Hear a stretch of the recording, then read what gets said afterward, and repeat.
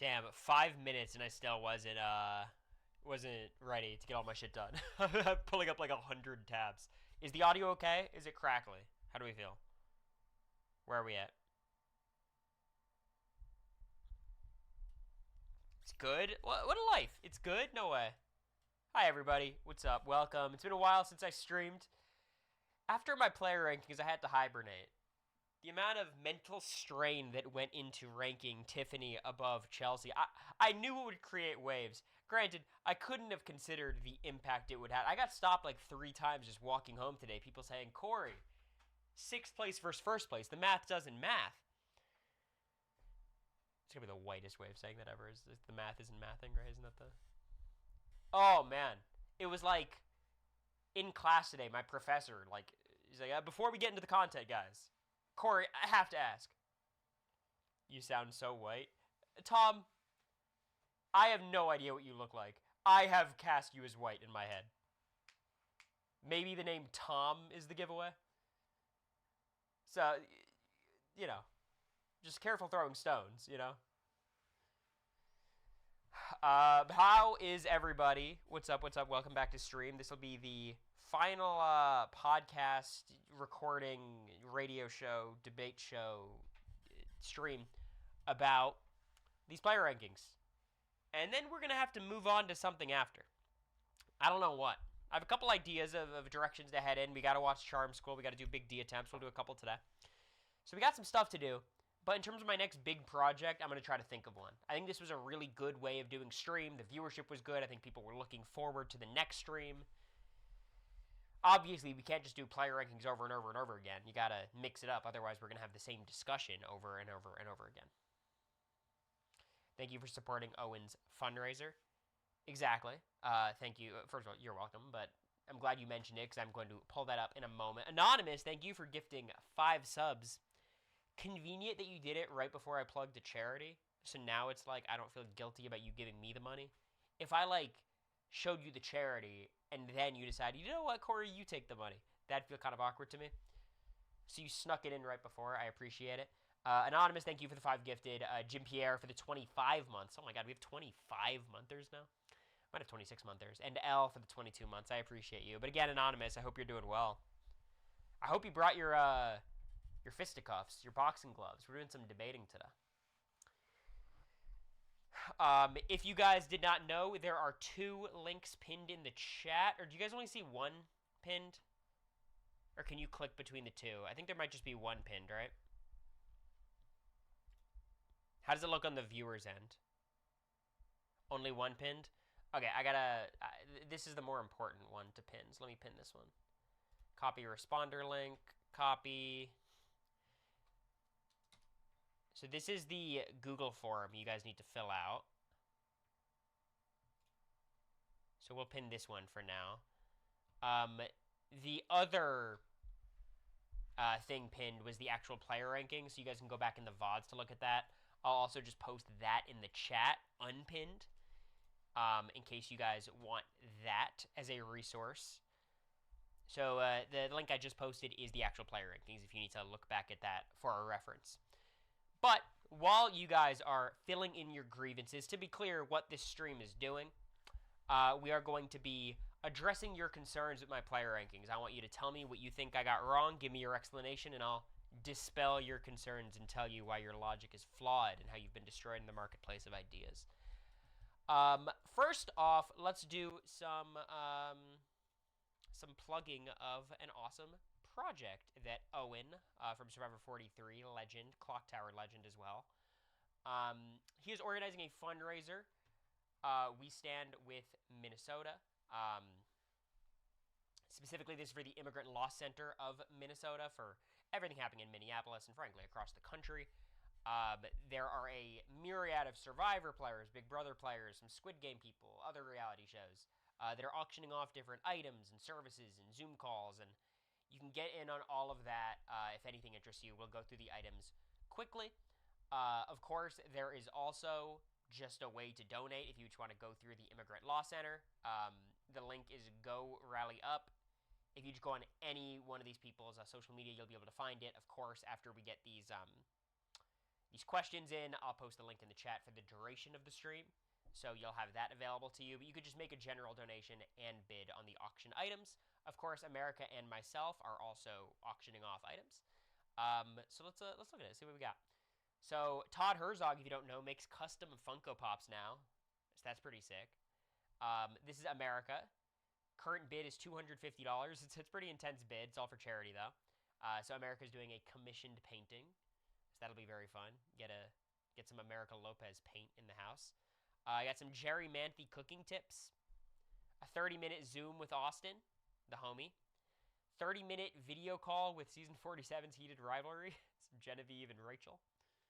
Don't know if they quite qualify for the Heated Rivalry comparison. 30-minute Zoom call with Eva. We got Trey and Leanne doing some Jackbox. We got Jag and Jazz playing Imposter. I don't know what Imposter is, but they're a good time. The $20, secretly, that's a bargain. Game with Bottoms Up. We got 20 questions of Wine and Dine with Cassidy. Got some Player 100 action, some Sammy Layati. Debate Cory Wurtenberger with a $200 bid. I'm worried. Here's the thing that worries me. You're bidding $200 on this. I'm concerned because that means you care enough about this to, like, prep, and I cannot prep. I don't have any access to what you want to debate about. They're going to come in with some, like, niche political theory, and I'm just going to be outgunned, outmanned. Like, it's going to be brutal. Hopefully, it's just like, I think Dr. Will is better than Dan, and I can just get, like, my freebie. We got Stephanie and Teeny. Quinn's got a Zoom call. Evie and Jake are going to get a beer with you in Boston. That's a good value. Host your own Survivor party game with Underground Games. It's pretty fun. $1,000. They're hosting another event. We got a 45 call with Mitch. 45-minute call. A Zoom puppy playdate with Asia. That's $40. Again, that's a steal. Some RHAP tickets. Tarot reading with Kendra. That's got to be a good time. Bryson Wen. And then Carolyn's doing a Zoom call. $209 the current bid. I like that because that means it's been, like, incrementally going up. There's more? Oh, shit. Escape room. Rachel's got some puzzles going. We got law school from Kyle. Parvati's got a 30-minute Zoom. That's the highest number I've seen, 310. Astrology with Kendra. College admission with Owen. You got some public speaking coach with Shaheen. Oh, wait. Should I buy this? Should I get in on this Shaheen thing? If the winner's open to it, would you stream your debate? Probably not stream it, but I might be down to record it if they'd be down. Say's getting rid of a buff. Love to see it. Jesse Lopez zooming. Some gaming with Owen. Some Phasmophobia with Camilla. There's Zach Wurtenberger. You want to play some Mario Party with this trio? If you play with these three, you're almost guaranteed to win because they're out for each other's throats. Omer, Marianne, and Zach. We got Christina. We got Tiana. MC's out there. Jam Jam. Carolyn doing a cameo. I don't know how much her actual cameo cost. That might be a deal. Franny's doing some stuff. Eliza Orland's 30-minute politics tea. Do you think she's the one who bid on me? Wait. Current bid $350. Is someone gonna, like, tear Eliza to shreds? That's kind of scary. I don't know if I want that item. 1 hour audition tape feedback with Zach, $160. Damn, that's good value. We got key provisions in reality TV contrast with Xavier. I think this is secretly the coolest item here. I would like to buy this. I think I might get in on this. So Xavier could actually explain what I signed in my contract. We got Maria doing a Zoom call. We got a poem from Carolyn. Matt and Franny, Abby Maria casting advice. Tucker's getting rid of his AI assistant sleepwear. So the AI assistant, they give you like one outfit to wear during the day and one for sleep. So if you're a big Tucker guy, that's pretty big. Blood on the Clock Tower already sold. And then we got a lot of sold items. So shout outs to all of these people. Autographed Sugar Kuiper pinup. Damn, that sold quick. So a lot of very cool items. If you guys see the Join the CSN Discord, that's a stream I'm going to be doing in a few weeks. So don't worry about that just yet. But we'll be watching a little bit of sports on stream one day. Also, my last little announcement, by the way, thank you, Mom, for the sub. If I missed it, I appreciate you. Hope you're doing well, Mother. I am working with NordVPN currently, which is awesome because I've been using NordVPN for years. I actually started using it a lot more post-reality TV because I had to like watch Big Brother Canada and watch Traders UK and all these shows that I wouldn't have access to otherwise. So if you are interested in getting a VPN which would allow you to watch a lot of shows that might be challenging to watch in the United States, it's particularly good for this community. Check out NordVPN, !Nord, and you know, it'll send you my link. It'll send you my link. So pretty simple. !Nord. I'll type it to test it. There you go, Tom. Any purchase you made, I will get a portion of that. So if you'd like it, go for it. Sponsored area, yeah, we got a couple others down the pipeline. So should be good. I like taking sponsors that don't fuck up the stream. I think very often I got sponsors like play Age of Dragons, then I gotta play a mobile game for like $200, and it's just kind of, I don't think it's the vibe for you guys. All right, we got 14 responses currently for the what is wrong with my player rankings. Please get those in. 14 would be a little sad. I'm hoping to get at least 20. Again, that link is posted at the top. It's pinned. If you would like an extra look at my player rankings themselves, I'll post that link in the chat. These are the player rankings. And get those in. I would like a video game stream every now and then, though. Yeah, I gotta find a game that I think is appeals. We'll definitely do Race Around the World pretty soon, me and Morgan. Okay. That was a long little stream intro. Are we ready to get into a little bit of Reddit? See what's going on? Because this is how you know how powerful my ranking stream was. I got Taron Armstrong on Reddit. I didn't know that was possible. I didn't know I had that tool in my bag. Reddit was not happy. I thought Reddit was pretty reasonable. Famous last words, but I didn't piss me off too much. Let's look at it quickly, because I assume there's going to be a couple people disagreeing with this part of my rankings. So, the post was called "Overrating of Tiffany Mitchell." What do you think they're upset about? I watched Cory's VOD, and it inspired me to finally put down my thoughts on Tiffany's game from BB23 being overrated vastly by the BB community. Okay. This is also impacted by Taron's analysis overwhelmingly dominating game analysis in modern era. All right, first let's talk about that, because I think that is a very interesting topic that has a lot of truth to it, but a lot of people attach animosity to that truth.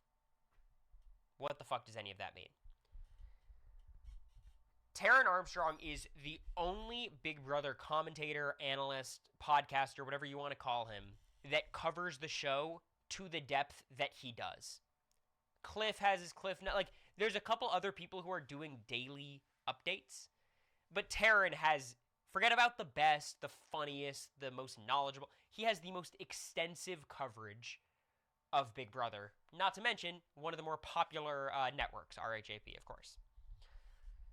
So, when people say Taron can shape narratives of how Big Brother players are perceived, that is indescribably true. That happens. I think a large reason why, in my opinion, a lot of players overrate Cam Sullivan-Brown is because Taron overrated Cam Sullivan-Brown. Not because he was trying to push a narrative, but because that's what he thought, watching the feeds. That was his takeaway. Now, just because Taron is wrong sometimes does not mean his analysis is poor. Big Brother is an inherently random game.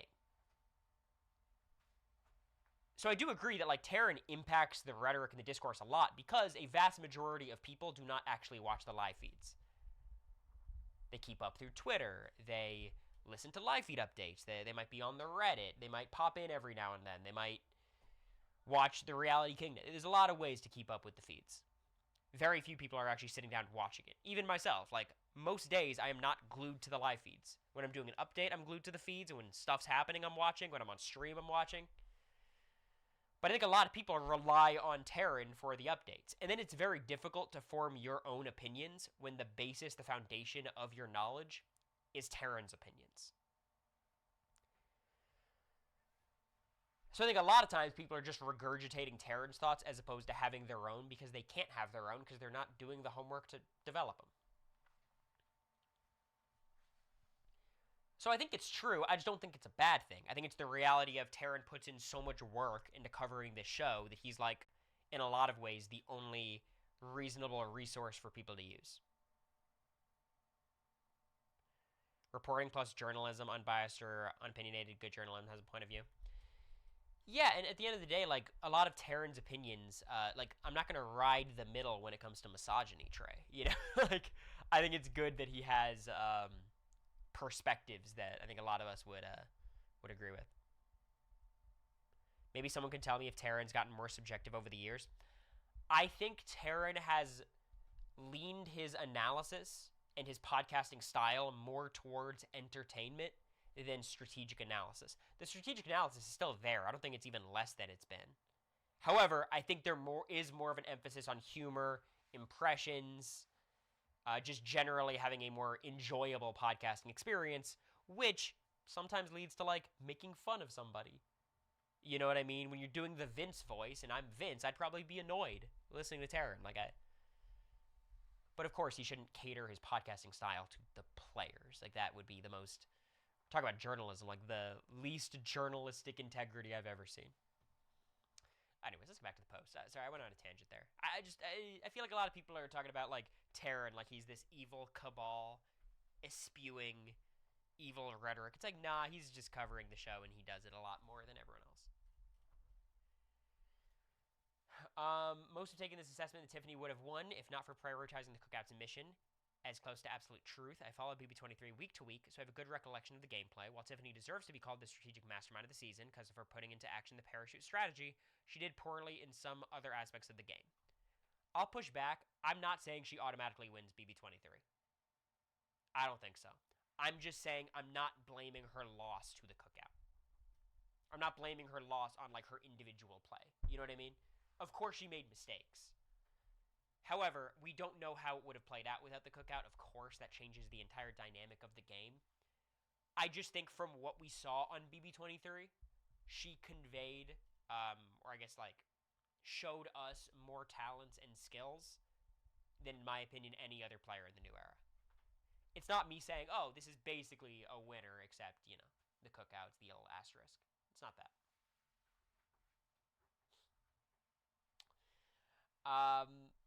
Okay. Strategy within the Cookout. Tiffany had decided to go with Cookout before jury around week 3 or 4. I do accept this was less optimal path for her, given Claire, DX, and Hannah. This also meant she had plenty of time to calibrate her strategy for this choice. Instead, she did not make any meaningful effort to repair her relationship with Big D or Ozza. Even if you remove Big D from the equation, since her dislike for Tiffany was too strong, Tiffany definitely had the opportunity to make Ozza a closer ally. Other than some superficial talk of a girls thing, within the Cookout, she did not invest enough time in her relationship with Ozza. Okay. That's fine. I just think when we're starting to nitpick things like this, you could nitpick everyone's games. Chelsea pushing MJ away for half the season, and MJ, despite that, just falling in line with Chelsea. Chelsea pushing away Leah the entire season and just getting away with it. Chelsea being, like, outright cruel to Cam at times, and Cam getting over it because he's just such a, you know, lets things roll off his back kind of guy. It's not to tear down Chelsea. It's just this is the truth for every Big Brother player to have ever existed. They make mistakes. So again, we're comparing her to Chelsea because it's number 1 and 2, and I assume this is who they believe should be ranked over Tiffany. Even worse, look at the fact she lost Kylan to X. I don't blame her at all for that, frankly. That just felt like Kylan going on a mission, you know? Tiffany, in fact, antagonized all the Cookout minus Hannah by reneging on the plan to have Ozza win Final 8 HOH. I'll be honest, you got me here. I don't know the Week 8 nuances the same way you do. So I'll give you Week 8. Scenario, if no Cookout, I don't think there's any way to play out that hypothetical. That just is what it is. I don't know. I feel confident that Tiffany's the most skilled player. But that was a house with a lot of skilled players. So I think Tiffany would probably, like, have the best odds of winning, but you could still say Kyland and X would have as good a shot as anyone. I agree with this. It's impossible to cosplay how BB23 would have played out. I don't know if that's the right word, but I hear you. It may seem overly negative. She's still a top 3 player. I'm curious who else you would have in your top 3 other than Chelsea. Chelsea's BB26 game clears her with ease, and not just because Chelsea won. I guess here's part of the analysis for that debate between those two specifically. How many BB23 players are better than every other BB26 player other than Chelsea? X is better than the entire 26 cast, minus Chelsea. So is Kyland. And then it's like Cam, Sullivan, Brown. I had Derek X better than Cam, so I'd have Derek. So there's 3. Then it's Cam. But Cam is really close to, like, Claire and Hannah. Like, they're all right there. Ozza's not, like, the worst player by any means. Sarah Bett's not the worst player. There's just a lot more competence there. And there's way stronger competitors as well. And Chelsea, I don't want to say relied on HOHs. Like, she was never in a ton of danger. But, of course, being able to win comps like that is huge. I think you know Chelsea's game a lot better than Tiffany's. That might play into your ranking, you know, her flaws a lot better. I mean, that's just true, and that's the truth for all Big Brother analysis. Like, when you're ranking June's game, people do not remember the day-to-day issues with how June played versus the day-to-day issues with Ashley's game. And, like, you try to just be conscious of that bias and work against it, but, like, of course that bias does exist. I guess what I would say is when I watched Chelsea's game, and this is independent of analysis of Tiffany's game, I never got the feeling like Chelsea had, like, a... What's the word for it? Because she did have a firm grasp and firm control of the house. It never felt like there was, like, a great social game being put forward. And it never felt like strategically she had the game on lock. She had MJ on her side, she had Cam on her side, she had T-Core on her side, and that, like, numbers-wise, she was just good. But it never felt like she was running shit in the same way that Tiffany and Suri even were. It's kind of just like the eye test. When you see Chelsea talk to people, it just didn't feel as good as Suri, as even Matt, as Tiffany, as a lot of these players who just, like, one-on-one are better. Now, Chelsea's resume, her game, speaks for itself. I'm just not the type of person who, like, zooms out, looks at the stats, and determines that player must be better than that player. Chelsea can win comps. I mean, so can Tiffany. Tiffany got 2 HOHs. But I don't think the gap between them two as competitors is as large as people would try to make it. I think Chelsea and Tiffany are relatively in the same tier. I think Chelsea's decently better. Like, there's a gap, but I think they're in the same tier as opposed to, like, a comp beast like Kyland or Xavier or Jag.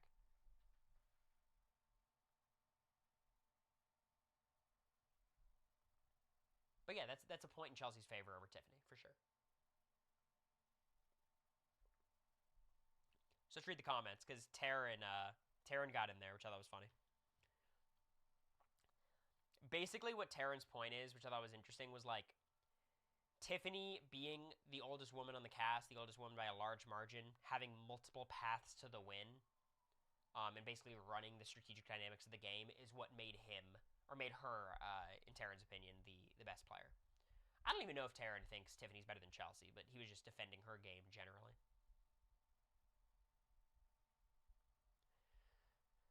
So, you know. I thought it was just very fun to see Taryn jump in. He said during the off-season, sometimes he gets the itch to talk about Big Brother, which is very charming. I feel like someone like Taryn, you'd probably get sick of it at some point. I want to find my hater. Where's my hater? There was one, like, awesome op.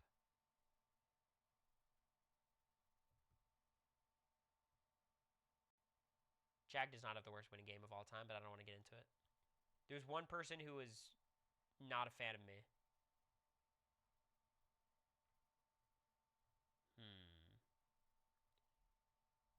It was one of the meanest things I've ever read about me.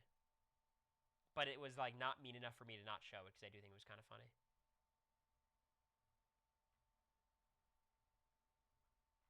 It might be at that first thread. Here it is. Here it is. Here it is. Okay. So, LMAO. I think as a fan base, we need to start ignoring Cory's opinion. He has horrible takes. This is the same guy who argued Vince should have kept Riley over Morgan. And I was right. I'm sorry. To this day, I stand by that opinion. It's the correct opinion. They got bailed out by Rachel getting white locusted. You're telling me if Riley doesn't pull that, doesn't get evicted there, Riley's pulling out the win? I don't believe it. It's Vince, Kelly, Lauren, Keanu, Riley. He hasn't betrayed that side in this world. They're going to steamroll Rachel's side. Vince is going to cakewalk to the end. And you know what? I think Rachel's going to be more likely to vote for Vince than she is for Riley, Catherine, Lauren. And this is not even knowing the fact that Morgan's going to, win out, which obviously helps Vince a lot. I've said this a lot of times. I've said it a lot of different ways. If you think LeBron James is the GOAT, good opinion. If you think Michael Jordan is the GOAT, good opinion. If you think the debate between them is farcical, you can't have LeBron as the best. He's not even in the same tier. He's outside the top 5.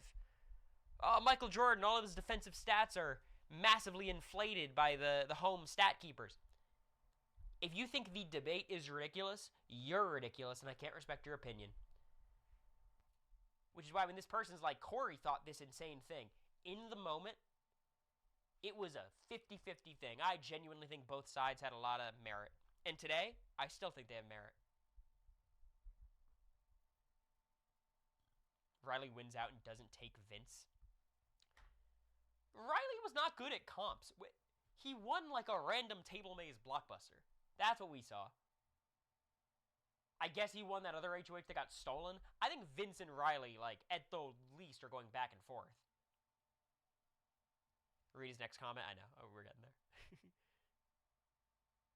Yeah, he won the balance beam HOH, but, He also then thought it was Ashley stealing the power when everyone knew it was Mickey. He was the worst player of all time who was trying to throw away his game. He was not going to make it to the end. Give me a fucking break. So, very nice comment, because this is the person who was criticizing my opinion. They said, these kind of unnecessary takes are the reason why so many X-players disengage from the BB community. As a fan base, we should welcome an X-player doing the kind of in-depth analysis Cory does. Or just accept BB players giving vanilla takes in future without putting any thought into it. I do kind of malign the thing that, people think I'm a hot take artist. I believe the things I say. I don't really say things to get a rise out of people. I'm not rage baiting you guys. All right, you know it's a good. It's gonna be a good comment when you have to click the plus to open it. Stop it! Stop trying to victimize Cory just because I said he has horrible takes.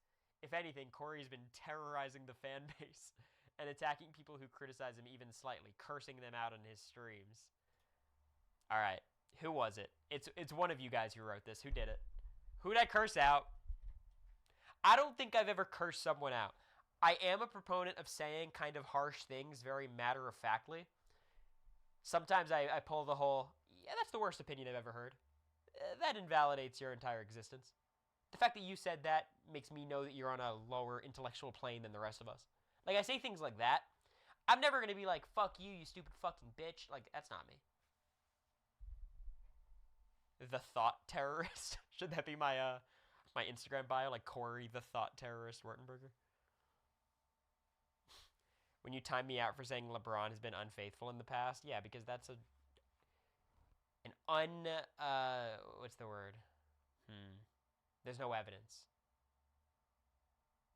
That's just a clumsy accusation. Unsubstantiated accusation, that's the word. You said I was rage baiting when I wasn't. Probably were rage baiting. You know what? I'm gonna start cursing you guys out. Drew Brees underrated? Probably. I'll give you that. Anyways. Stop it. Stop trying to victimize Cory. Love that. Alright, we got one more. Nah, I stand by it. He's a meme at this point. He should just wear a t-shirt that says, if you don't agree with me, you are stupid. He's trying so hard to be the smart BB guy, it's cringe at this point.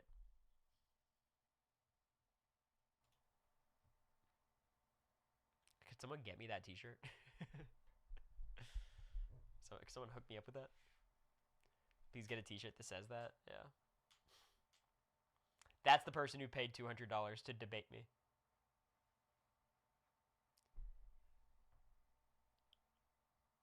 Quinn might be able to work something out with a t-shirt. Quinn is like the opposite of me with Big Brother opinions. If I'm terrorizing the BB community with my takes, he's doing the opposite. He's like peacekeeping. Then this is actually the one that cut me deep. He also said Rachel HOH last year was bad. Mind you, this was the day before Riley was evicted. Can you at least consider the fact that all of these opinions are the same opinion? Me saying that Vince should evict Morgan would make Rachel's HOH terrible. And this was all before the live eviction where we were all certain that Riley was going to stay. And we started jumping up and down when he got evicted because the entire game flipped in that hour. You're like, he also has this separate opinion that sucked. They're the same opinion. If I'm like, LeBron's going to win the title this year and that's going to make him the GOAT, then he loses the title and he's not the GOAT, and you're like, see? 2 wrong opinions. No, it's the same opinion. I like all my go-to analogies are LeBron. I feel like I'm like shining too much. That's so much better. America, why didn't you tell me? Whoa, what? It just like adjusted to be shitty again. Stop. Now just stay. It's because you're a Lakers fan. I'm not a Lakers fan. I'm a Miami Heat fan. I'm a Heat fan. Do I watch a lot of Heat games? No, because there's nothing to watch, but I'm a Heat fan, okay? I ride for Nikola Jovic. Love Jaime. Let's go get Giannis. He watched every game, every Heat game. That's right.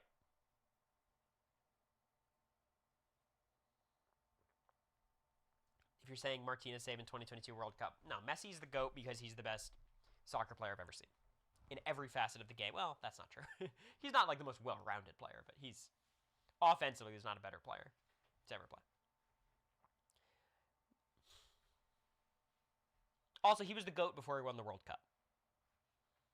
I don't think there's a viable opinion otherwise. Giannis to the Knicks is the dream. I just can't imagine. Stop, you're derailing me. We're talking about Big Brother. Okay. I don't watch too much tennis. I know a little bit. How do you feel about the All-Star teams? They're fine to me. I'm glad Norman Powell made it. All right. We have 25 responses. I'm going to lock responses at 6:45. You have 6 minutes to get in your responses. If anyone needs a copy of the player rankings, just request them. I'll post them in the chat. Otherwise, we're going to start getting into y'all's grievances, okay? Shedeur Sanders All-Star. I don't think that's the terminology they use. The pin is also gone. Amazing.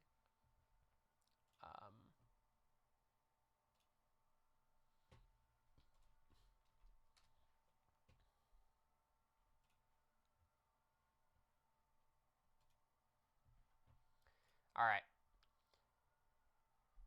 Let's get into these responses, rather. All right. First one. Matt Klotz. Yes, he had a good social game, but you still ranked him too damn high. Yeah, I think the thing with Matt is his game, I think, works on every season of Big Brother ever. I think there's a lot of worlds where the people who are ranked right below him, I think, were the Big Brother 27 trios, Ashley, Rachel, and Morgan. It was Rachel, then Morgan, then Ashley. For me, Rachel as a player, first of all, her resume just isn't that of Matt's. Obviously, like, she played a good first half of the game in BB27, but it was kind of, it was really hard to see Rachel's winning path. You just didn't want to hold it against her that she was evicted because she didn't get evicted. I think Ashley gets evicted early on a lot of seasons by a byproduct of, like, her personality. She's definitely, like, very enigmatic. Like, she says some crazy shit sometimes. And her lack of comp ability is just a really tough combo, I think. Morgan, excellent competitor. She games so damn hard, and I think without comp wins, she's in a lot of trouble at, like, basically the part of the game that I got evicted, like 11th, 10th, 9th, 8th. She's always going to be in a lot of trouble, and if she makes it through, she has a good shot. I think it's almost hard to imagine how Matt ever gets evicted before the final 6. Now, his flaw is also real. He has a problem where he doesn't know how to own his game. He plays a little bit too passively. Those are all real problems. But I don't think they're devastating problems. I don't think they're going to be as consistent. I think a lot of seasons he beats Jag just straight up. And other times he will just beat someone else in the end. If Matt thought he would lose to Jag, I think he would have taken Felicia. I think he would have taken Bowie Jane. Would have taken Suri if he thought. Like, I think he was going to take who he thought he could beat. Jag was always going to go loyalty. So while Matt, like, is not able to beat really good people in the final 2, he could beat a lot of people. So I'm not going to hold his terrible jury management against him. He has comp ability. I think he's overrated as a competitor, but he certainly could win comps. More so than a lot of people. I just think his formula works so consistently, and I don't think his weakness is, like, devastating by any means. The lack of pushing his ideas, if he had any. I mean, I think at the end of the day, like, that is part of his strength. It's a weakness sometimes, but the fact that he's able to just go with the flow and still command a level of respect by virtue of just, like, everyone liking him so much. Like, if he was actively pushing his agenda all the time, he wouldn't as consistently get deep in the game. So it's just kind of a trade-off. But that is a weakness, yeah. So that's what I think about that one. That's what I think. What else we got? Okay. Big D. He's too high. He needs to be ranked lower. I think you can rank Big D as low as you want.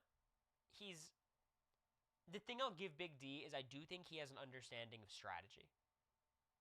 Like, I think he understands, like, who should be targeted and, like, sticking together and keeping secrets. Like, I think he could do that. It's just the social game over such a long season, pushing people away so aggressively, and, like, by the end of the season, Oz is taking Xavier instead of him. You could justify ranking him really low. But I think a lot of other players, like Big D, could implode earlier in the season where he didn't. Maybe it's because of the cookout, but you give him some credit for holding it together. But yeah, I don't have a strong opinion about, not ranking him lower. If I recall, wasn't he the one pushing the Cameron backdoor at Final 9 even more than Jag? He was the one who wanted it more than Jag, but ultimately it was getting Jag on board and then having Jag push it to make it happen. Like, Matt is never pushing to the HOH. Matt will push with his buddy, which functionally is the same thing, but, Said I screwed up Jag. I don't know if you mean too high or too low. I assume you think I rated him too high. No one's ever advocating for me to vote Jag better. What's the forum link? It's pinned to the top.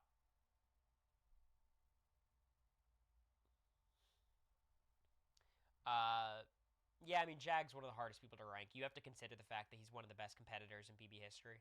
There's a post on Reddit saying, like, discrediting his comp stuff. And I understand, like, his resume does not stand up to the best competitors in the show's history, but, like, he did very well. He did very well, and he beat a lot of good competitors in a lot of comps. So you have to factor that in. He's socially very good, and strategically is his big hang-up, but winning a lot of competitions can smooth over a lot of rough strategy. Just ask MJ, ask Tucker. So, you just got to keep that in mind.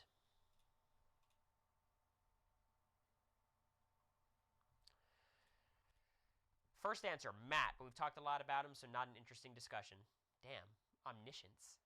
Second answer, Alyssa Lopez. She was much more of a gamer than those you ranked similarly, other Alyssa in particular. She showed her potential even more in the Challenge USA. I think she'd be super interesting in a second season. So I didn't consider the Challenge USA. I think I said that when I was doing the ranking. I think that bodes well for her competition prowess, so maybe that's something to consider. From my perspective, Alyssa's game on BB23 was very much like tethered to Xavier, which is not necessarily the worst thing. However, it's just not a winning game even if the cookout didn't exist. She was not incredibly active. If she was, I don't know what she could have done, so I don't want to hold that against her too much. I did rank her higher than Alyssa Snyder, in fairness. But I could be convinced that maybe there should be a little bit more distance. Are you advocating for, like, she should be closer to, like, America, Hannah, and Claire, as opposed to, like, Alyssa and that crew?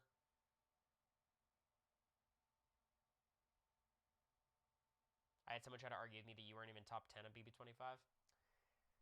I mean, you know. Top 10. It's getting a little hard to justify, but to each their own. You're an Alyssa Lopez respecter. Yeah, look, I could be convinced. I could be convinced. I think Alyssa is a player who, without the cookout, might have a much better shot, especially with endgame competitions. She did win a couple times she needed to save herself. She was well connected early in the game. I think there's a world.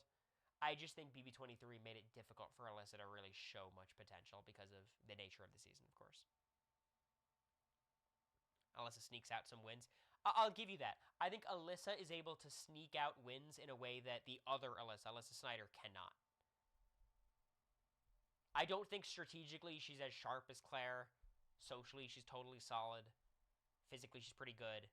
Like, I think she can command a jury's respect in a way that, like, Rubina might have trouble, T-Core might have trouble, even Sarah Beth might have trouble. Like, I think there's a world there. So I think I agree with you. Not a great start for my debating. Turner should be lower. He did win comps, got out major players, but not in his own doing. He had to be convinced and sometimes forced. Example, double eviction. By Monty, because he wasn't playing on backdoor Michael. He was very passive and didn't have much going on strategically. Not saying he's a bad player, just not top 20 new era. Okay. So let's look at the players. Let's look at where I ranked Big T-Dog. So, I had Vince 21, Turner 20, Chada 19. And then it's Claire, America, you know, it's these people. Kyle, again, he's hard to rank, but he's right around here. Do you think Turner is worse than these players that I'm ranking? Izzy, Quinn, Bowie Jane, Brooklyn? It's not even rhetorical. I want to... Yeah, that's what you think.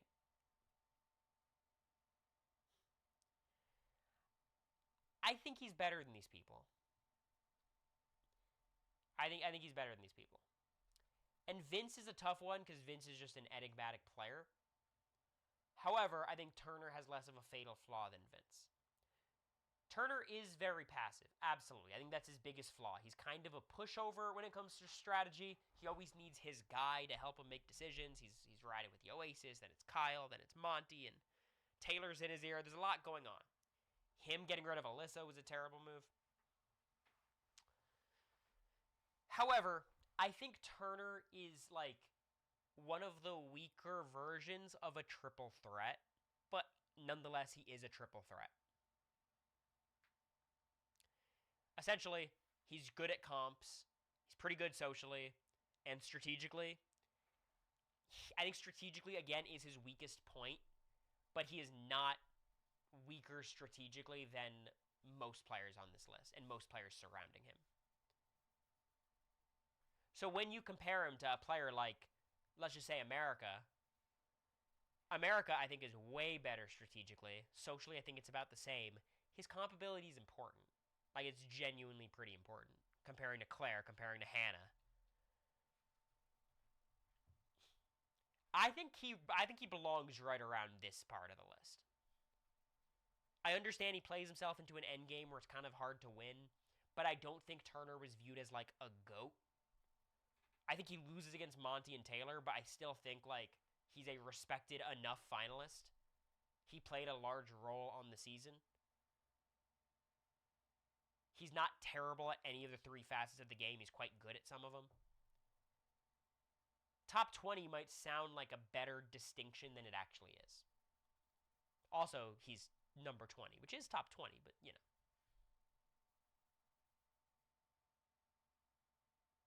I'm curious to see how a Turner Brittany vote. I think Turner wins that. I would think. I'm not certain, but I would think. Turner's final 2 speech would be hilarious, though. I can't imagine that would help his cause. But yeah, I like that take. All right, I'm shutting submissions. Shutting submissions.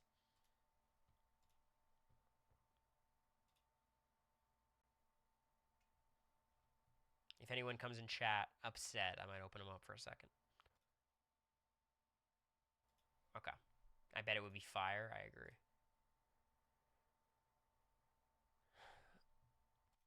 You need to believe in yourself more. Can I make a confession? Can I make a confession, guys? I made a last-second audible to put Michael above myself and Jag. Like, during stream, I did it. If you go back to the VOD, you'll see me making the change. I had Michael 15, or Michael 14, Jag 13, me 12. I just think Michael's comp ability is a little bit too big of a deal. Like, if he's the best competitor in Big Brother history, a lot of his strategic issues just don't matter that much. You know what I mean? And I genuinely do think he's the best in Big Brother history. But I don't think... I think it's hard to argue myself above a lot of these players. Like, do I... If you attach me to a lie detector, how many of these players do I actually think I'm better than?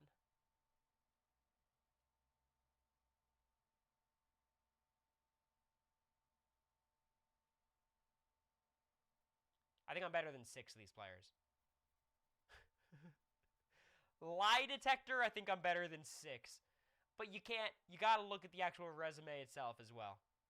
You gotta look at what actually happened, and you can't just... I have a lot of confidence. I also just have a lot of self-awareness and a lot of fear of rating myself too highly and the consequences that would ensue. The confidence is not lacking. I'm just a little bit more tactful than you guys would like. Except for this stream, seemingly. But I'll be more confident moving forward. No problem.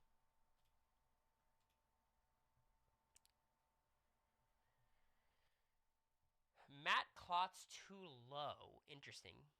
Chelsea's got to be 1. Kylan too high. You over Jag is crazy. Cam Sullivan Brown underrated. So we already talked about Matt. Chelsea got to be 1. We've already talked about that. Kylan too high. A lot of people say that. I just think it's like...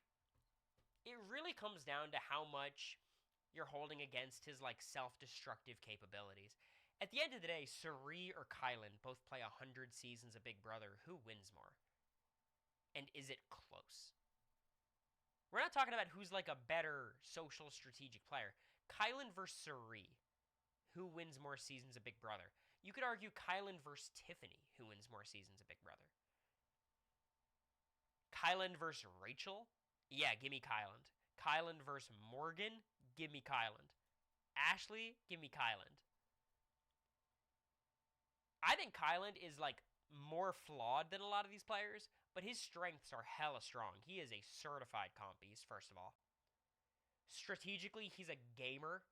It manifests in weird ways at the final 5. Like, that did happen.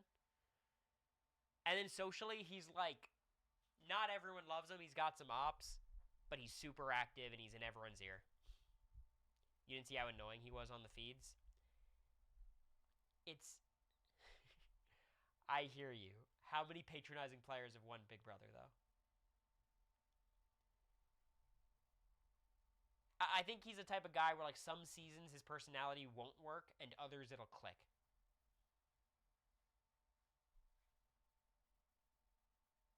And you have to understand, like, when you're in the house, you're, like... You're trying to not get annoyed by other people because you want to, like, make it seem like you like them. So I think Kylan has, like, a bit of a longer leash for players than he does for viewers. Ashley's better than Kylan. I could not agree more. I disagree more. I think Ashley is a very talented Big Brother player who did a really good job covering up for her weaknesses. But I do think her win is more... It's not based on luck. Not at all. It's like She made the best of the circumstances available to her, and I think most seasons those circumstances would not have been available to her. Yeah, I think inconsistent's a good word. Like, you can't take away what she did, but I feel like that season's more of an anomaly than most. Kylan making it to 4th, I feel like that feels about right. Maybe sometimes he'll go out 7th or 8th. Maybe sometimes he'll win. First boot every now and then. I just think in general, Kylan makes deeper runs and has a better shot of winning when he makes the deeper runs. He only lucks out when people are crushing on him. He's been on like 7 reality shows at this point, and he's had people crushing on him every time. Most seasons, multiple people. So it's like, that's just part of his game. It's just part of his game. What else do you got? You over Jag is crazy. I just think you have to, like, I think Jag's one of those players you could rank him anywhere. His game is so flawed. He's no different from a 4th evictee. You know what I mean? Like, he played that game. His game ended, and then his new game started. And his new game was better, and even still, he had, like, 4 moments where he should have been evicted had it not been for a twist or something out of his control. If you're just making the comps argument, it's a valid argument. I think me and Jag are super close. Again, I think acting like it's crazy either way is where you lose me. If you think it's Jag, I get it. But I think it's a little silly to act like there's a huge gap one way or the other. And then Cam's underrated. I think Cam is overrated. I'm closer to ranking Cam below America, Hannah, and Claire than I am above myself, Jag, Michael, people like that. Derek. Cam is more like closer to 20 than he is to 12 for me. Cam and Bowie had the same game. I agree. I think Cam had more agency. Not in terms of like what he actually did, because he didn't do anything, but I think Cam had more of an opportunity to win. No, I'm not. I take. That's right. Because Bowie never really could have taken out Jag. Puts up Matt and Jag in the final 6. Matt wins the veto. I guess that does it. Yeah. It's pretty close. It's pretty close. And Cam was going to take Chelsea to the end. Bowie was giving up in the end. Like, it's pretty similar. Cam's opinion held more weight than Bowie's. I think that's fair. But Cam was also kind of like widely disrespected in the house, similar to Bowie. I think it's pretty close between the two. I have Cam higher, but not by much. Okay, someone said Luke. Oh, here we go. Bowie above Quinn. Some people think that you put her over Quinn, and I disagree because you played with her and saw how she played in person. We just saw the feeds. I want to give you an opportunity to explain. So, let's see. How far apart did I rank these people? I had Bowie at number 24 and Quinn at number 25. I think this is just a fact of, like, the game you play, it has to mean something. And while I think Bowie has less tools to succeed in Big Brother than Quinn, I think Quinn has a better strategic mind for the game. I think socially, Quinn is more of a social butterfly, and comps-wise, at the worst, they're equal. Bowie played such a better game. And, like, a lot of Quinn's, like, mistakes were his own doing. His eviction was a result of his own actions. And I think the thing is, like, you can't assume the next time he'll just play better. Right? I think Quinn gets in his own head. You know? Not to say Bowie's decision-making is, like, much better. But I think Quinn is always going to have a higher threat level. Maybe he would have a better shot in the jury vote, but, like, how often is Quinn getting to the end? You just look at Bowie's BB25 game and Quinn's BB26 game. I think it's hard to make the case for Quinn. Having them this close is the respect I'll give Quinn of, like, you know, gun to my head, who would I rather have going into another season? I think I choose Quinn. But I think Bowie's the smarter bet, you know? Your game has to mean something. Like, what you did has to mean something. And I think Quinn's resume is just rough, obviously. I think he's a much better player than that resume, but, you know.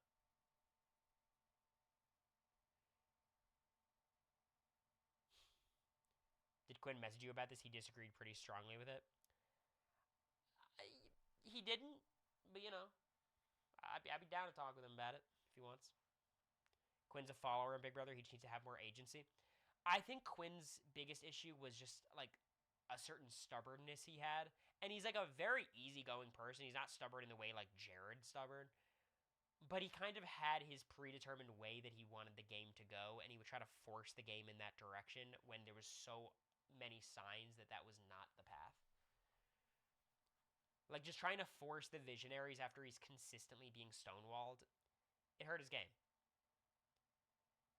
Trying to force this, like, Chelsea 6-person alliance at the final 10 when, like, again, it's easier to tell from the outside, but I think even in the house, it was pretty clear the link between the trio, thinking he could nominate Chemo and Rubina, and then not. He could nominate Chemo and Rubina and then work with T-Core. That decision makes no sense to me. He's explained it, and I do get what he was thinking, but I still don't think it makes sense. I just understand it. And then, I don't blame him for not targeting Chelsea. That's a tough thing to do there, but his second HOH was particularly tough.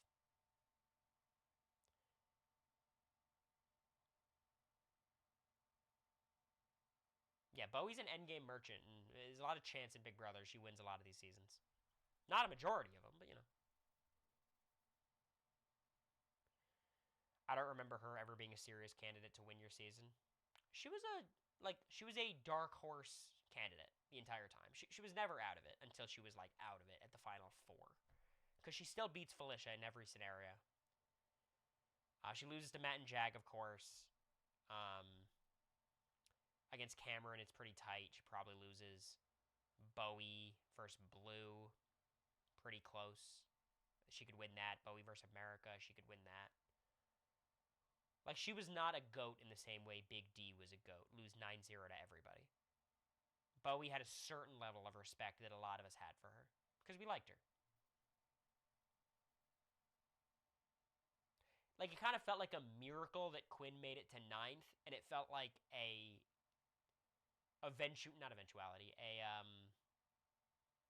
all but a certainty that Bowie was going to make it to 3rd, I think the biggest issue with Bowie is, does Bowie really play to win when she's playing Big Brother? I think she thinks she's playing to win, but often she gets lost in the sauce, right? And she kind of warps her own perspective. But I don't think she's the type to, like, throw in the towel, right? She's just trying. It's just the way she's trying is misguided. Like, she thought she could beat Matt and Jag in the end, which is like, I don't know how you have that perspective.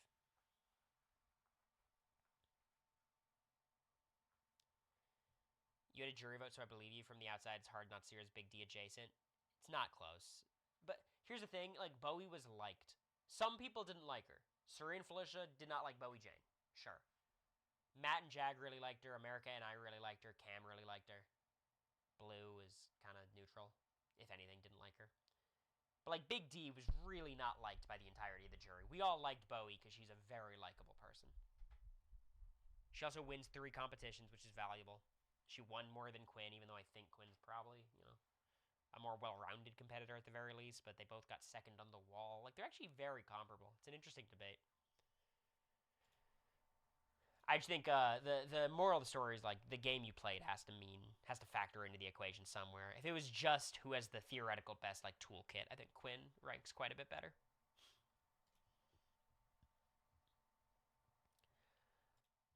I remember Blue hating Bowie. I think it's closer to that than the alternative.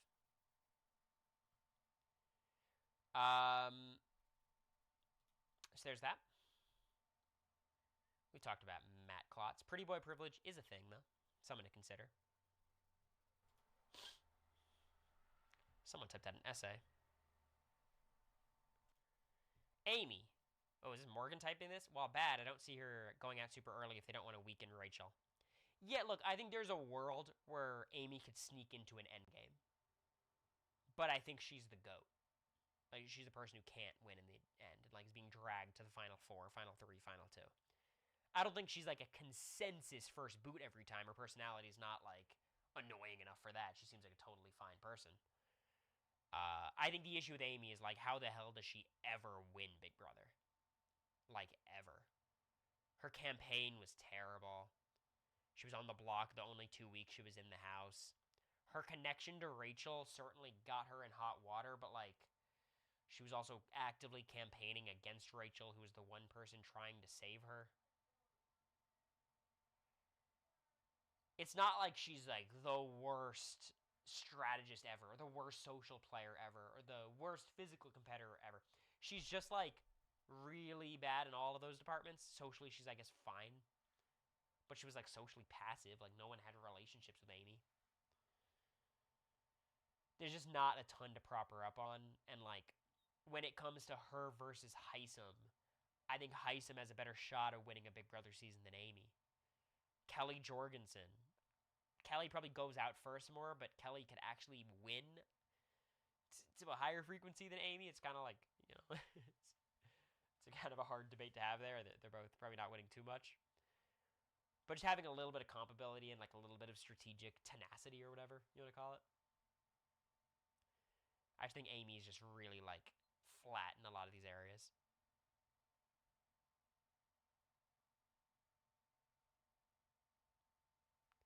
Understand the vision of Ava Pearl. I'm so glad I closed submissions. Hella Bella. I'm so glad I closed submissions. You can throw it in the chat if you want. Ooh, some America shade in the Cory chat. You know she's watching. This is bold. No shade to her, but she's too high for not winning anything. At least Leah won an HOH. I think high 20s, low 30s fits America. Also, Brooklyn too high for getting out pre-jury. I think Brooklyn I was tempted to put even higher. She just played a good game. Got an unlucky HOH outcome. Got evicted. I thought her campaign was fine. Brooklyn is just I think she's one of the best pre-jurors of all time. That doesn't mean she's one of the best players of all time, but she just was pretty solid across the board. Leah against America. Frankly, I think if you're just saying Leah won an HOH and America didn't, that's a ridiculous argument. Leah's like, America was on the bottom the entirety of BB25. Leah was somehow in a worse position throughout the entirety of BB26. Somehow Leah had less of a chance in a jury vote than America. And of course, America understands the game of Big Brother way, way, way, way, way more than Leah. America never talked about how she hates liars in the Big Brother house like Leah did. If America got an HOH, she wouldn't have put up Chemo and Rubina. You know what I mean? Would have taken a much bigger swing. If America was going to take down one of my nominees, she would have given me a heads up instead of blindsiding me at the ceremony. I just think Leah is a player who, like, found herself into a really rootable position in the end game, and we all wanted her to succeed. And I think she played the end of her game relatively well. And so did America, in fairness. Like, once I was evicted, I think America played the final 7 round really well, and then she did what she could in the double eviction. It's a tough spot. I think once Quinn gets evicted, I like Leah's HOH. I don't think it was a disaster. And then Leah in her boot week, I think, like, her getting backdoored by MJ is a problem. Like, that should not have happened. But I do think she campaigned relatively well. She had more fight than, she had more of a chance of staying than I thought was possible. And Chelsea basically just slammed the door on it.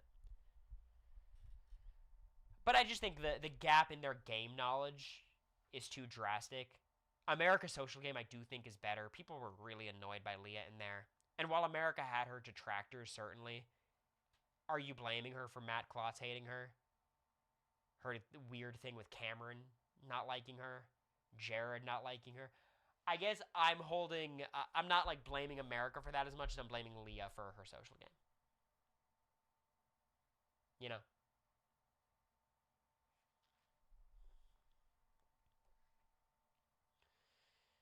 And like Leah was really rough for the first half of the season. Like America was messy too. I get it, but I think America pulling off the flip, being a part of the flip, you know how it is. America being part of that flip and playing the role that she played is probably more impressive than anything Leah was able to accomplish in 26, which isn't even shade to Leah. I think that was genuinely an impressive thing. So, I think the Leah America argument's actually a pretty easy one. Matt Klotz. Yeah, this is exactly what I talked about before. I think Matt's formula is so much better than these theories. So much better. And you could say it's because of pretty privilege and he's a white man, and like you could be right, and that doesn't like change the fact that he benefits from those things, you know. Leah would have been a contender for the argument if she went after Chelsea in the backyard week. I don't blame her for targeting T-Core. I think that was a reasonable enough plan. Targeting either T-Core or Chelsea was necessary. She got one of them out. You know. You got Morgan, Rachel, Vince, Ashley. I think there's genuinely no argument for Vince over Ashley. I think you could argue Rachel, Morgan, and Ashley in any order that you want.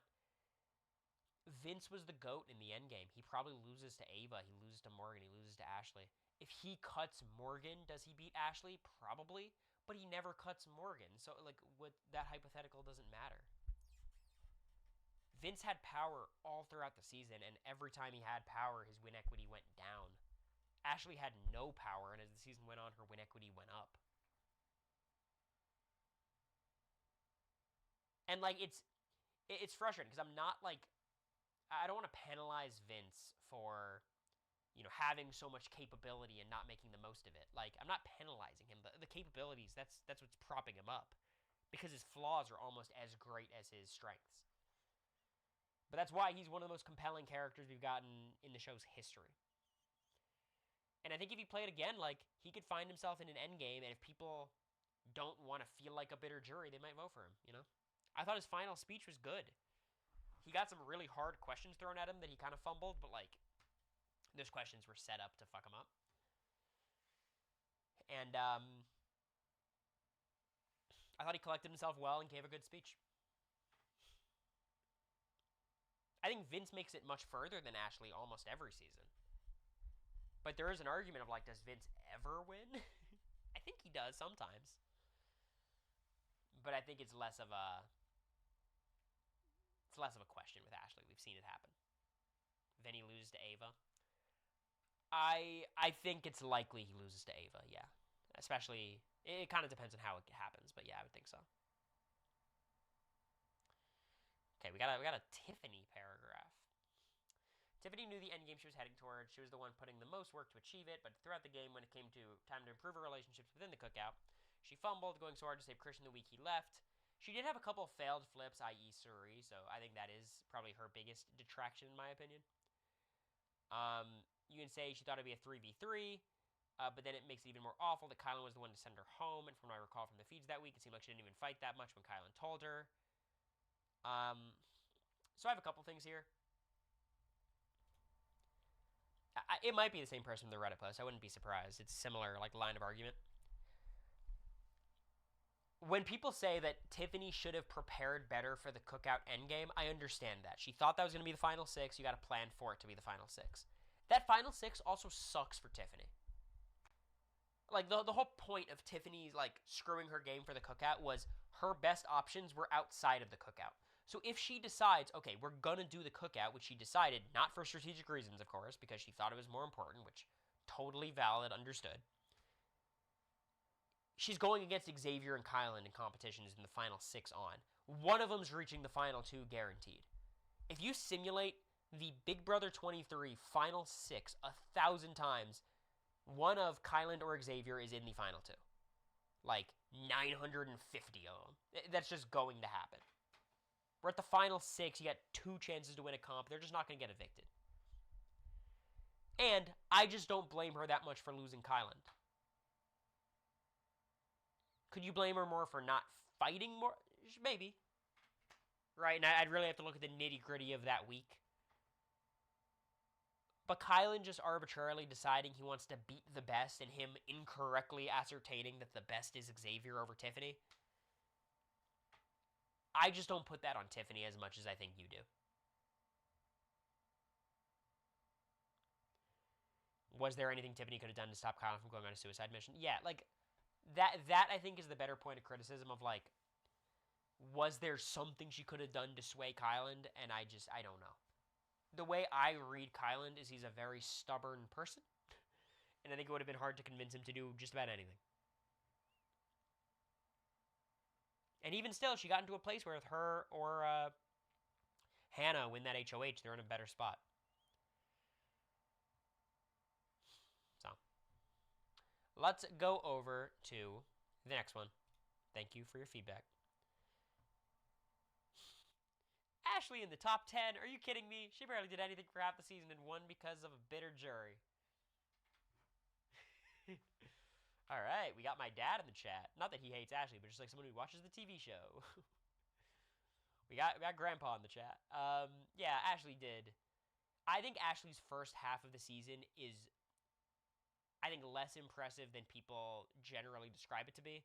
I think she was a pretty weak player for the first half. I think going into week 6, I think Ashley's bad at Big Brother. But I do think the second half is genuinely impressive. Like straight up impressive. Convincing everyone to keep her over Will, I think, is a very strong move. Integrating into the house after Rachel leaves, she does well. Getting Morgan to buy into the judges enough to take Ashley deep into the game when there's maybe some better options. Getting to a point where I think Morgan cuts Vince for Ashley and then maybe loses in that final 2. I think Morgan probably wins, but it's 4-3 at least.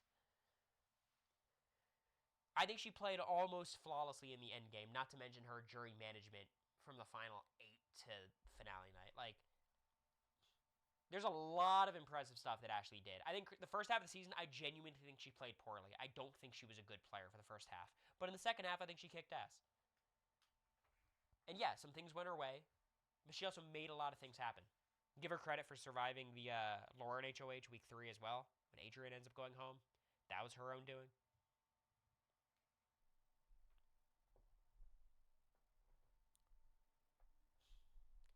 So I think this is just not a viable opinion to hold, but I do agree with you on her first half of the game. I think it was definitely quite weak.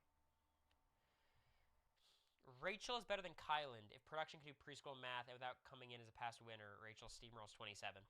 I think Rachel, if she's never played Big Brother before, is out very early on BB27. I think she relied on her experience a lot to give herself a better chance. We saw Rachel play for the first time. Not very good. Awesome, but not very good. She played a lot better on 27 because she knew how to play Big Brother this time. It was her best game by far. So I don't think that is something that hurt her by any means. I think the White Locust, it helps Rachel in the sense of she was not evicted, so like we can never say she would have been evicted. Her winning game prospects were not looking very good. I feel like a lot of the BB27 people feel like they were just keeping her around until they would get rid of her. I don't think it's a foregone conclusion they would have been able to, especially with Ashley and Will there to protect her, and like maybe Morgan would have wanted to keep her 1 week too long. Like, there's ways I think Rachel sneaks into that endgame, but with her lack of comp ability this season, it's hard to imagine how she wins. Whereas Kyland, I mean, the comps are a huge deal. He also played on his first time against a much stronger cast. So, I think if you give Rachel her BB13 comp ability, I think her BB13 comp ability or BB12 comp ability, and you add that to her BB27 social strategic game, I think you're right.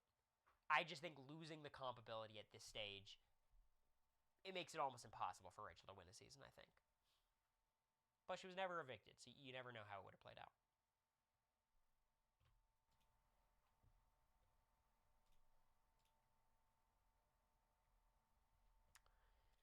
Joseph, I think he's placed too high for his social game not being great and his comp ability being poor. I also don't have that much faith in his strategic abilities, especially after him wanting to take Tucker to the end. Okay, we got some Joseph talk. Where did I rank Joseph?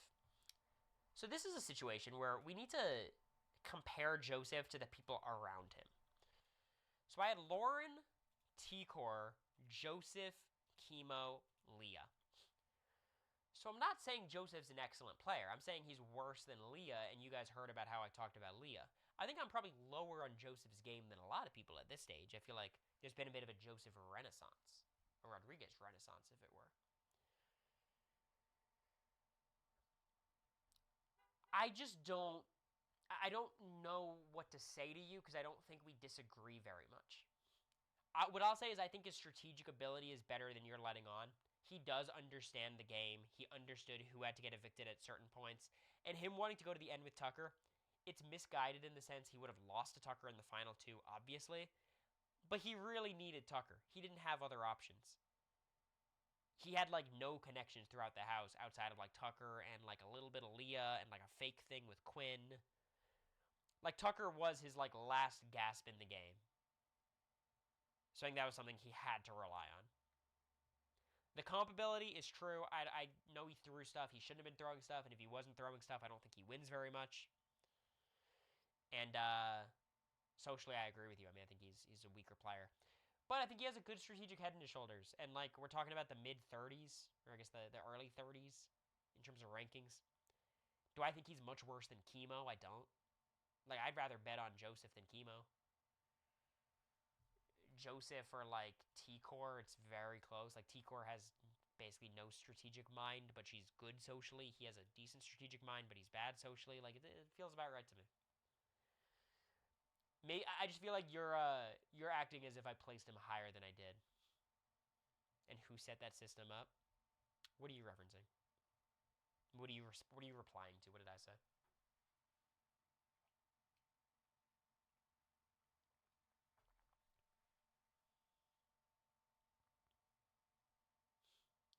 Yeah, Joseph smokes Angela in the final two. My impression is Joseph smokes Angela in the final two. No, I agree, America. That's why his social game sucks. But I don't think it's his social game sucks because it gave him no options, but his strategic game is good for recognizing he has no options and has to go with Tucker. You know what I mean? Like, you blame him for only having Tucker, but, like, him wanting to ride with Tucker is like, shit, who else was he going to ride with?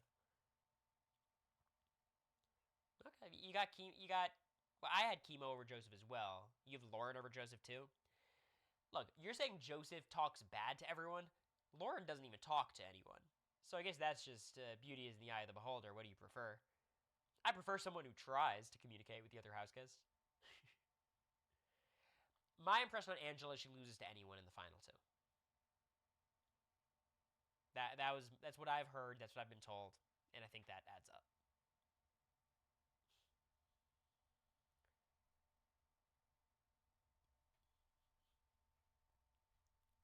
Could have rode with Quinn, but he talked shit about Quinn. Yeah, I mean, I think he mismanaged the Quinn relationship pretty drastically. I think it's one of his worst moves. Yeah, Lauren and or Catherine and Riley broke up allegedly. They're posting about how they're single. It's a shame, you know. You want people to be happy, but from my standpoint of watching them on a silly TV show, it looked like there were some problems. So hopefully they're both going to be better off for being separated. It's Cory's Drama Corner. Hope you enjoyed it. All right, we got 9 more opinions. Mackenzie is way too low. Played the first half from the bottom, aligned with the right people to flip her position, became a comp beast, and was one bad decision away from winning. I will say, you're very good with your words to flip all of her bad qualities into good qualities. You're like, played the first half from the bottom, because she very efficiently placed herself on the bottom of the house and did everything she could to remain there and threw away her early game power. like she did play from the bottom. She did not start on the bottom. Talk about pretty privilege. She's a conventionally attractive, athletic, 22-year-old white woman. And she was like the consensus house target week 2. Before I speak, where do you have her? I do have her pretty low. Yeah, you know what? I do have her pretty low. Yeah.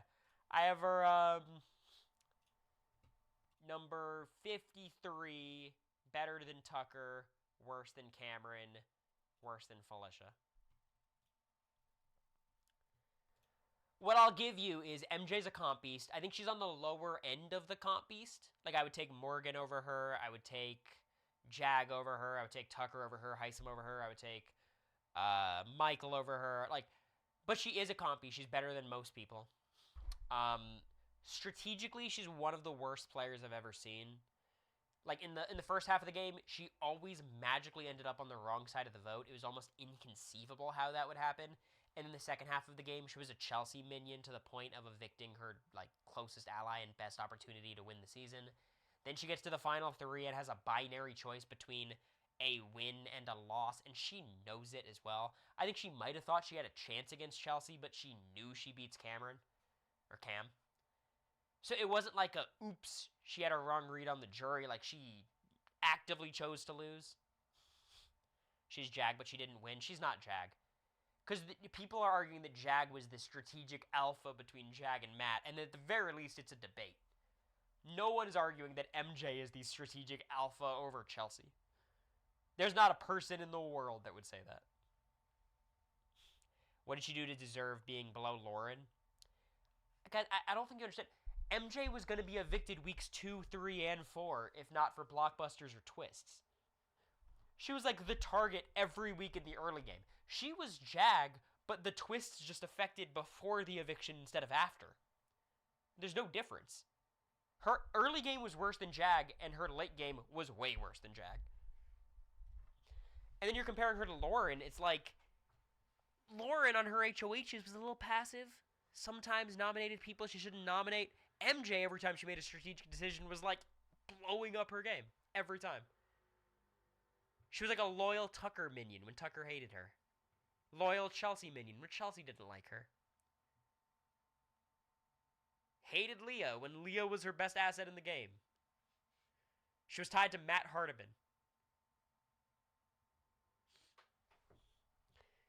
Lauren being like a nice, sweet person who's pretty good at competitions, understands the strategy of the show, that's just a better player than MJ, who's really good at competitions, strategically tries her heart out. Like, she goes out and campaigns and strategizes, and I love it, but always makes the wrong decision. She wants to play like a lone wolf, she said.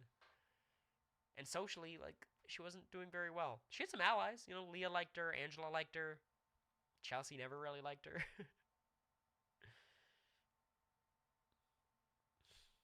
A little passive is an understatement for Lauren. She's passive. Sure. I just think it's like, yes, she got second. She should have gotten 15th, 14th, 13th, and she just got away with it. She was almost evicted the week Tucker was evicted. Got away with it.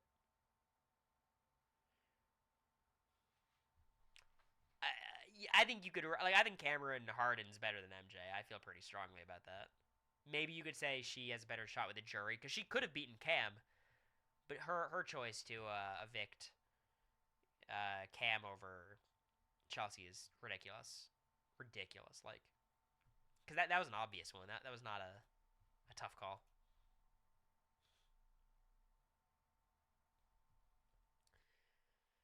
I think both of them are way too high. I think they're way too self-destructive to reliably make it far, and even the time they do make it far, they might not even win the jury votes. I would say they both are worse than Whitney as someone... Okay, so I understand this. I think there's a valid argument to be had here. Basically, they're saying these players are worse than, like, just the very chill, normal people rated below them. I think this argument makes way more sense for me with Angela. I think I probably ranked Angela too high. I just don't want to rank someone like Zach as better than Angela when, like, the fuck did Zach do to deserve that? Like, objectively, Zach probably has a much better shot of winning any season than Angela. I think that's just right. But kind of like the Quinn thing, you have to actually look at the game as well. Angela was really active strategically. She was pretty good at competitions. You know, I think you're right about Angela. I think she's ranked too high. Tucker, I disagree with. Because Tucker's, like, probably even more self-destructive than Angela. At the very least, they're close. But I do think Tucker wins a jury vote by default whenever he gets to the final two. I disagree with your analysis there. He automatically makes it, gets the votes, because he's such a house, like, presence. And if you let Tucker get to the final two, you're just going to give him your vote. Kind of like Cameron from my season. Everyone hated him. I think he could win a jury vote regardless. Tucker was not despised in the way Cameron was. Socially, Tucker was, like, very hit or miss, but he hit with a lot of people. Chemo was obsessed with him. Rubina, obsessed with him. Angela, obsessed with him. Joseph, obsessed with him. Leah, at times, obsessed with him. MJ, at times, obsessed with him. Him and Cam were both... Like, he just had so many, like, people love him. And that could carry you through a season, even if strategically you're, like, truly dreadful, which he was. Not to mention, I think he's the best competitor of that season. I think he's better at comps than just about anyone. I think he's better than anyone on 27 in comps as well. Like, I think he's a bona fide comp beast. He got all of his comp wins. He got an HOH, 3 vetoes, and 2 blockbusters, and he got 11th. So I agree with you on Angela. I disagree with you on Tucker. call it a draw. 7 left. Suri's too high. For Suri to win, you're counting on both someone wanting to take her to the end and for her to get the respect of the jury over them without winning any comps. I think that is far from given in modern juries. You don't necessarily need to win a lot of comps, but a lot of jurors are going to want to see you win a few. Suri was the worst competitor on 25 and might be the worst overall from the new era. Her strategic game was messy as hell, but she compensated it with social ability and being active. I don't see ranking someone as the 5th best when only one component of her game is exceptional. If I'm betting on a winner, I'd take anyone else you ranked in the top 10 over her. I understand it. I disagree with it. If there were ever to be a player who can convince someone to take her to the final 2 when they shouldn't, it's Suri. And while no one on BB25 cared that Suri was from Survivor and she was this legend, everyone knew that Suri could not go to the final 2. Like, no one was going to drag Suri there because she came in as the secret 17th house guest, as this legend, as this person. No one was going to take her. They were going to take Felicia. They were going to take Bowie Jane. I think if Suri just comes in as a normal house guest, I think Matt is very likely to, lock in with Suri. And I think Suri does command respect in a way that maybe even Ashley doesn't at times, a player like that. And Ashley got the jury votes. Everyone acknowledges how good Suri is at the social component of the game. I agree with you on her strategic flaws, those just are what they are. But when your social game is so great, you can accommodate a lot of bad strategic decisions. And that's what she did. She made a lot of bad strategic calls and got very close to getting away with all of them. Maybe that's because, Izzy and Jared were in the house, but they also heard her get, that's kind of a wash for me. And, of course, she'd be a better player if she could win competitions. But I think she could win a season without winning competitions. BB25 was not that season. But let's be real. Here's what I'll say. If Matt, Klotz, and Jag are reversed comp-wise, if Matt is better than Jag at comps, Jag wins, a couple of vetoes here and there, but Matt is the guy beasting out, are we sure Suri doesn't win? I don't think she does. I think Matt probably sticks with Jag at the end. But I think Suri stands a very good chance. And Jag was one of the rare people who was just not buying Suri shit. I mean, he bought it for a while. and he relapsed a couple times. But Jag comping out was truly checkmate for Suri in the same way it was checkmate for a lot of people. I remember even Rachel saying that a BB winner needs to win a few comps. Yeah, but that's Rachel. Rachel's a comp beast who won Big Brother. I think it's very important, and I think in order to be terrible at comps and still be ranked this high, you have to be very exceptional, and I think that's Suri. And I disagree with you, Showman. I don't think if Suri, going again, she'd be so good strategically. Her bad strategic decision-making was not due to a lack of game knowledge. It was just paranoia. And that doesn't go away. Vanessa Russo comes back, she'll be just as paranoid as she was 10 years ago. And Suri could win, a booth comp. That's not out of the question. Right? When you say you have to win one comp, Suri's not incapable of answering true and false. Right? So she could get a decisive win and get lucky, right? But I think more than likely she's going to have 1 or 2 people willing to lose for her. Do you think we'll ever get a winner with fewer than 2 comp wins ever again? Ever again, I would say yes. I think it's likely. But I don't think... it's hard to imagine just because in the end game you compete against so few people that it's kind of hard not to win at least one in the final 5, 4, 3.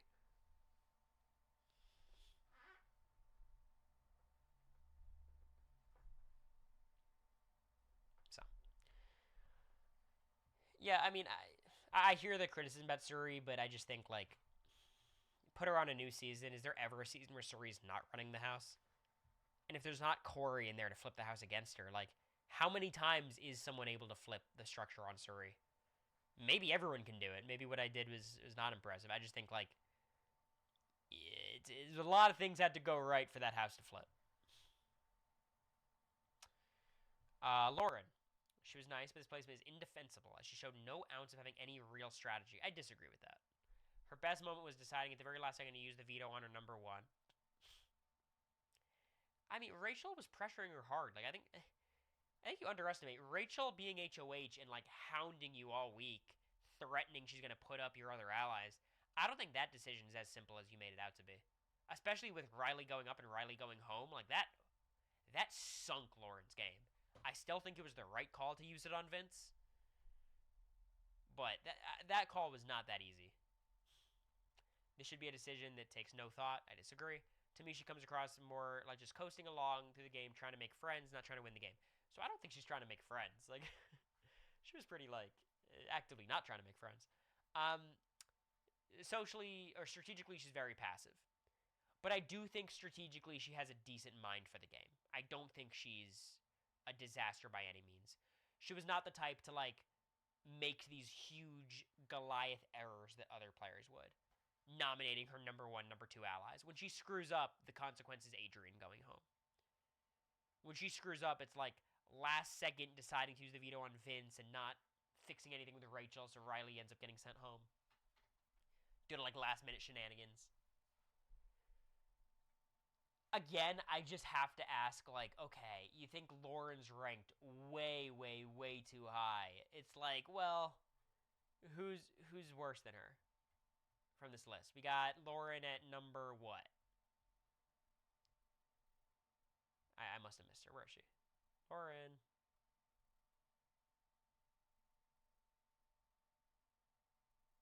I keep missing her. Leah Chemo. She's here. Okay. Morgan's here. Hello, hello, hello. Like, Lauren better than Cedric? It's like, yes. I believe Cedric has a better toolkit than Lauren. 100%. He also volunteered to go on the block week 4 and got evicted as a result. You know, like, again, we've said it a couple times. The game you played has to matter more than just hypothetically how good of a player you are. Big Brother's a small sample size sport. We only know so much about these people's games. And Cedric, like, as much as I think he's a good strategic player and, like, he's very active socially and he's good physically, how good could he be strategically when he nominated himself on his allies' HOH and got evicted week 4? It's just tough. You could argue Sarah Beth's better than her. I don't think any of you would say Keanu's better. I think Will is just a worse version of Lauren. Jimmy, like, there's just not... Alyssa Lopez, maybe you can make the case. I think I'd hear that. I think Alyssa might be just ranked too low. Maybe move her up to, like, here.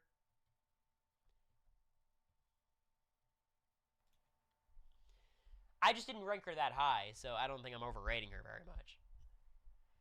She's nice, pretty good at competitions, knows the game. That's a combination to make you better than a lot of players. Will had a better social game than Lauren, but he had no comp ability, and, like, that's almost the worst thing you could have is, like, be so obviously great socially and have no comp ability. Like, who's going to take you to the end? It's just a tough bind to be in. But you get what I'm saying, Morgan? Like, it's almost like you need a more flawed social game like Ashley. Because, like, Will, who cannot win competitions, it's like, what are you supposed to do? It reminds me of myself in some ways, except I'm not that good socially. Like, I'm way too big of a threat. Everyone's got to target me, and I'm ass at competitions. Like, you can't have that combo. Will also tried to quit multiple times. That hurts him, too. I don't blame people for wanting to quit from time to time. Like, have a rough 2-day stretch. Rachel wanted to quit. Sari wanted to quit. Everyone has rough times in the house, but his was pretty consistent. All right, what's next? What do we got next? We got 5 more critiques. We're definitely not doing Big D attempts tonight, boys. We don't got time. Bowie Jane. I feel like we talked about Bowie Jane. And I think Bowie Jane's better than Ozza. I don't know. I mean, Ozza's taking Big D to the end over Xavier. That's a binary choice to Lost. I think Bowie made decisions to lose her the game too, but those were not as binary. I think Bowie's much better at competitions. Like, I get that they're in the same, like, archetype, the same boat. Bowie knows the game better. I just think Bowie's better. She barely played the first half of the game. I don't think she barely played, but, you know, she was pretty passive. Got rid of Cameron. That was not a disaster HOH. I think her next HOH was the bigger issue. just think she should be closer to Azza. I get it. I'm high on Bowie Jane. I think she plays the middle very well. She's a much better competitor than I think a lot of people would like to admit. And, we like to act like she was drawing dead in the end game. She really wasn't. She made a miscalculation. Her wanting to ride with the boys was definitely not the play. But I think Azza was going to choose to go to the end of Xavier anyway, so it's like no one gets points in that comparison. And I think Bowie's maneuvering in the middle was a lot more impressive than Azza, because the cookout, obviously Azza, didn't have to do as much. The game kind of played out for her in a way that Bowie had to, navigate the game a little bit more herself. Okay, but I'm glad you guys are pissed about Bowie. You can't compare Bowie to MJ. They're on different tiers, different planes of players. Like, Bowie is on a different planet than MJ. MJ is one of the worst strategic decision makers in the history of Big Brother. Bowie Jane is too loyal. They're not comparable. In terms of comps, MJ is of course better. But Bowie, it's impossible to conceive a reality where she's evicted before the final 5. MJ, it's almost impossible to conceive a reality that she makes it to jury. And she made it. That 1 in 13 million chance, it happened. But you get what I'm saying? The fact that MJ got as far as she did was a miracle. Bowie getting there was another Tuesday. Oh, Bowie's in the final 3, who's surprised? And I'd feel differently if Bowie was Big D and had no win equity ever, and everyone hated her, and they were just dragging her along. There's elements of that, but no. People liked Bowie. She could have beaten some people.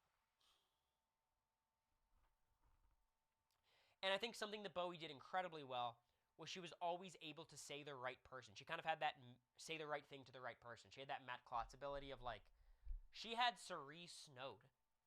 After Cirie betrayed her, Bowie would play in Cirie's face. Yes, I trust you, Cirie. Of course I trust you, Cirie. They were trying to pull Bowie in. And the double eviction, when Bowie was firmly on our side, they went to Bowie to try to campaign because they thought that was their best bet. Bowie very actively played the middle of the house. She wasn't really trying to, weaponize that position to win the game, but, she was very active in playing that position. MJ, it's she just won comps. I just disagree. MJ found ways to get on the bottom when, it felt like she had the potential to get into a good position. I don't think MJ is a victim of circumstance. She also had an extra veto that was given to her, I don't know. I cannot feel more strongly about anything else. Bowie and MJ are just not in the same ballpark as players. I can count upwards of 10 players ranked lower than Mimi I'd put above her. I respect Mimi as a person. Inactivity is one of the things should be most punished when ranking players. Some of the players below her, like MJ. Damn, y'all are high on MJ. But at least they are always trying to find an in. Mimi was offered paths by multiple players and refused them in favor of an alliance who doesn't care about her in the slightest. I know many online, and Mimi herself would like to see her play again. I just don't know if she could change.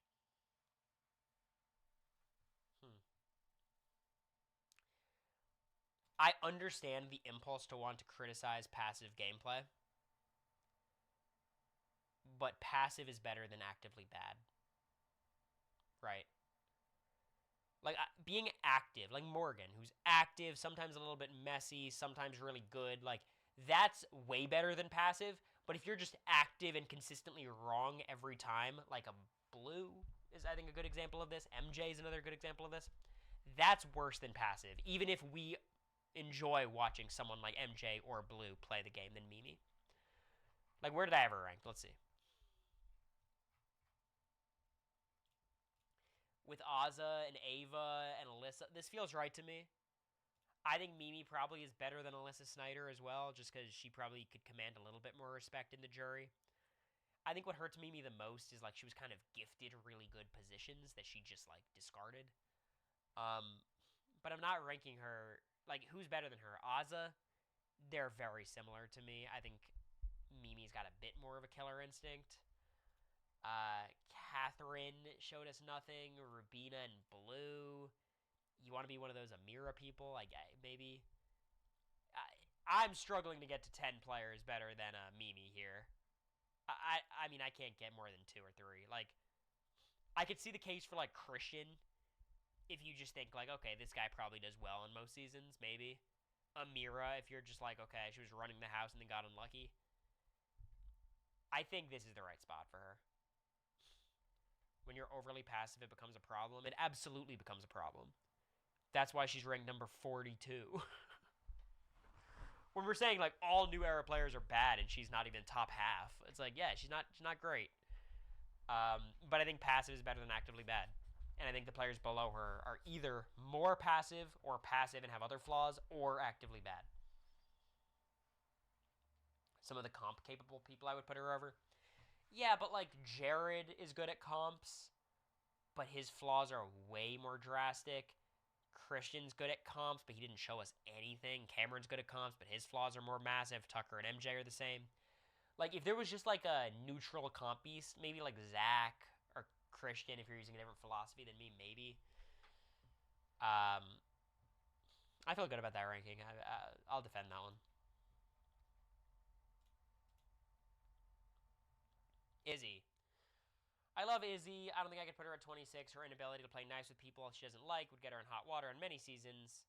Her setup was one of her best possible roles. I do agree with that. That paired with her lackluster comp ability. I think her comp ability is better than people would like to admit, but, like, she's always going to lose to the really good competitors. Survivor Christian mentioned you in an article. This is huge for me. Who are we talking about? Izzy? Let's see, where'd I put Izzy? She's in the 20s. I mean, better than Brittany Hoops, worse than Quinn. Again, feels kind of okay for me. I think Izzy's just a big swing, a big hit or miss kind of player.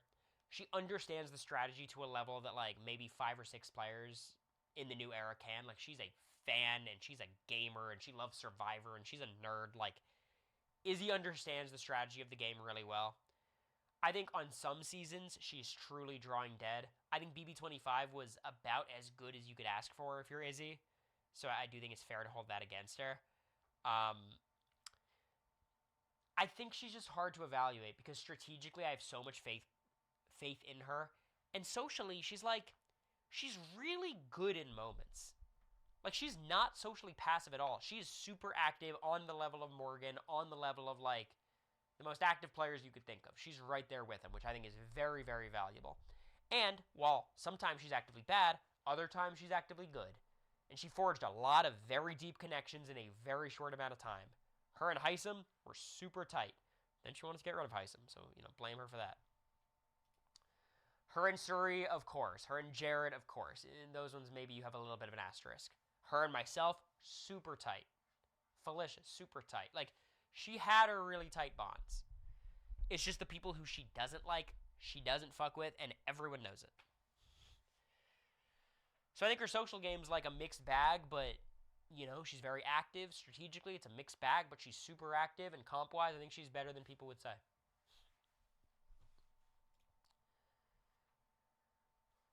But I don't hate it. I understand placing Izzy lower. It feels like she could be the first boot a lot of the time. Luckily for us, she was not. Okay. Let's go to the final response. Luke, if he didn't get ejected, he has the Phalanx 5 in his back pocket. There's no way he could go home in the first week due to his automatic first night noms, and even if he goes the following week, that would still be better than last. It's a good stream, y'all. Good stream, everybody. Appreciate the love.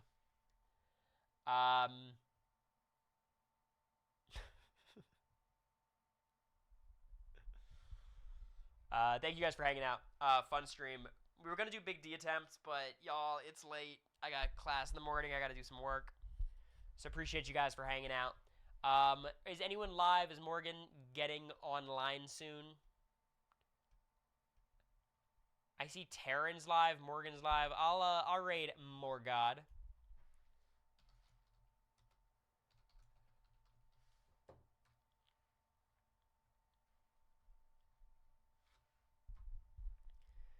Tell her hi. We're going to post the Survivor rewatch right after this. Another stream this week. There should be one more. At least during the weekdays. Alright. Send Morgan some love. Appreciate you guys. Bye-bye. We did. We watched episode 1 of the 100. She liked it.